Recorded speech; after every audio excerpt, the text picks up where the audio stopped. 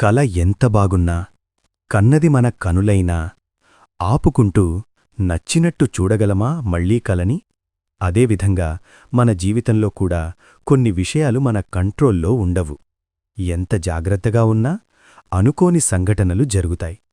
ఎంత నిజంగా ఉన్నా ఇతరుల ఆలోచనలు, భావాలు మన చేతిలో ఉండవు.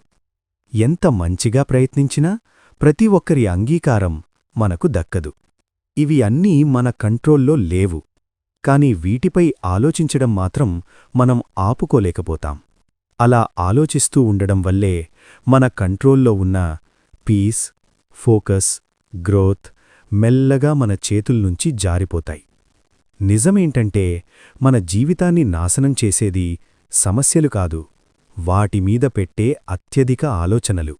అందుకే నేర్చుకోవాల్సిన ఒకే ఒక పాఠం: మన చేతిలో ఉన్నదాన్ని మార్చు, మన చేతిలో లేనిదాన్ని వదిలే. వదిలేయడమంటే ఓటమి కాదు, అది ఒక మెచ్యూర్ డెసిషన్. కల మళ్ళీ రాకపోయినా పర్వాలేదు, మనసు ప్రశాంతంగా ఉంటే అదే నిజమైన విజయం.